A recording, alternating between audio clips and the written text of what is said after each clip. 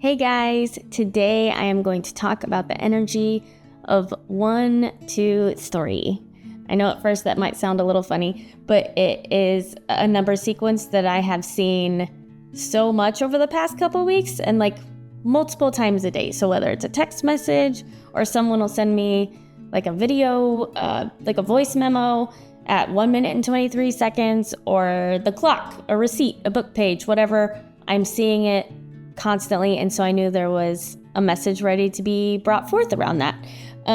So 1, 2, 3 immediately tells me, hey, one step at a time. It's a call back to like simple, focused action. It's a call back to the present. So a return to the here and now. And as you know from my other videos, many of us have been kind of in this extended in-between state, and it's hard to be in the in-between.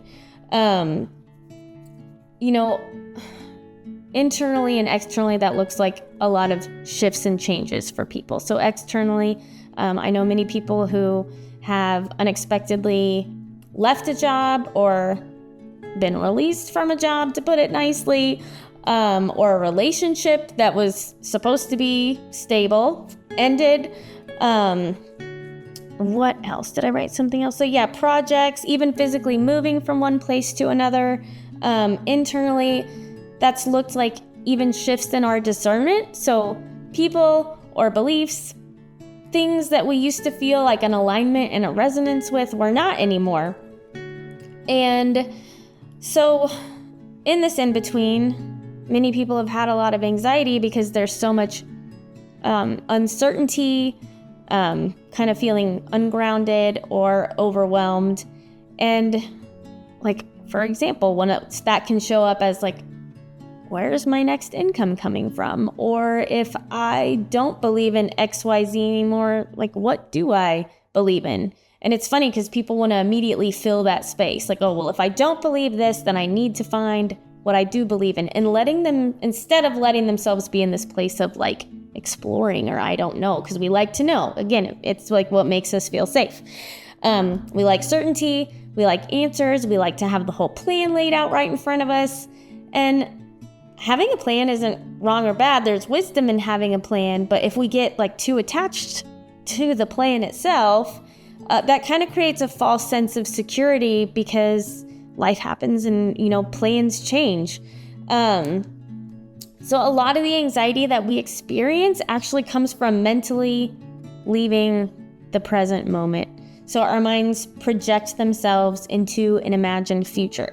And Eckhart Tolle says, if the imagined future is better, it gives you hope or pleasurable anticipation. If it is worse, it creates anxiety, but both are illusory.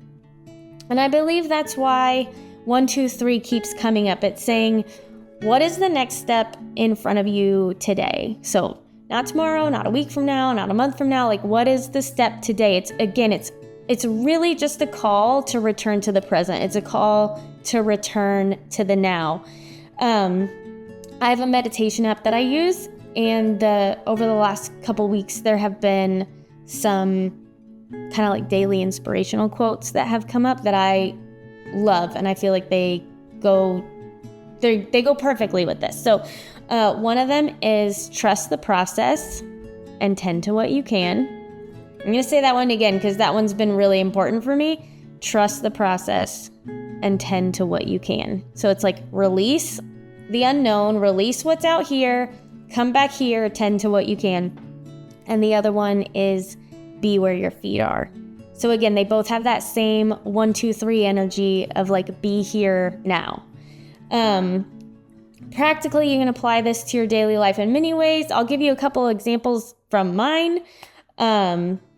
So when I find myself getting into fear over the future, which like realistically, guys, this happens often throughout the day. Like, we have learned to try to like think in the future because we're trying to feel safe. And so we try to project ourselves in the future to make sure we've got all these things worked out, but it doesn't work like that. So when I find myself getting into fear over the future, I use that quote. I have it written and put out in places. Trust the process, tend to what you can. And so I use that to consciously bring my awareness back to the now.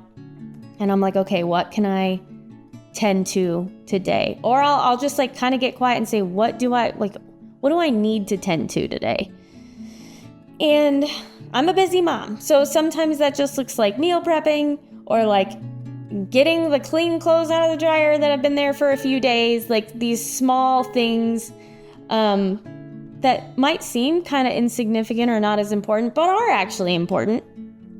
And while I'm doing those, I'm trying to do them with mindfulness. So a lot of times when we are doing the dishes or doing the laundry or whatever, we're not doing them with mindfulness. Again, our mind is like back in a future state or maybe dwelling on the past. And I read a book, forgive me if I say his name wrong, Thich Nhat Hanh, I think is how you say it.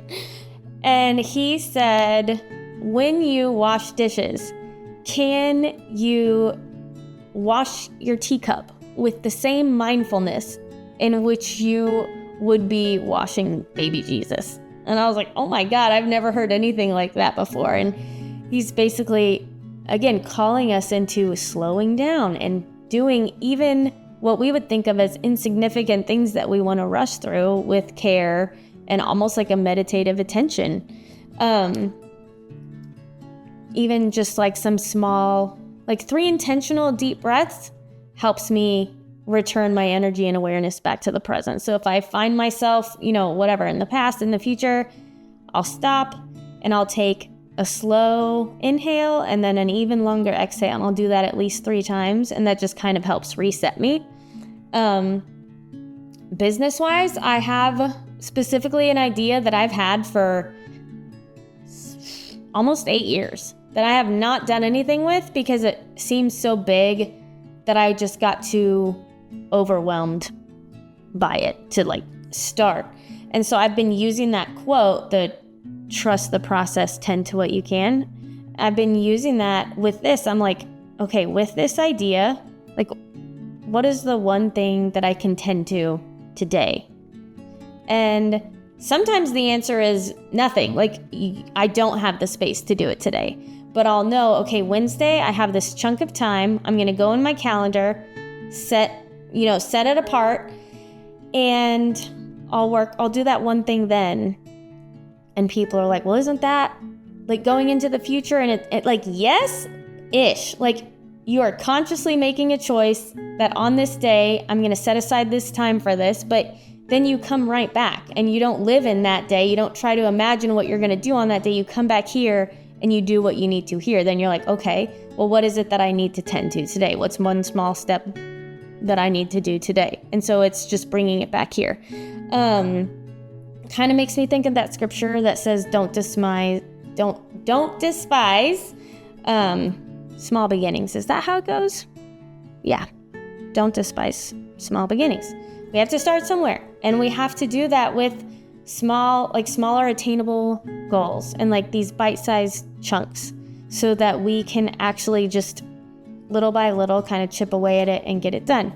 But in that, again, it's all like doing it in the now. It's being present with each thing now. And so my question for you is, what step are you being called to take today? Not a jump, not a leap, like what small step? And taking those consistent small steps will build trust in yourself and really start creating the momentum that you're going to need to keep going. So, yeah, that's it. I just want to leave you with that quote one more time because it's been so helpful for me. Trust the process, tend to what you can, be here now.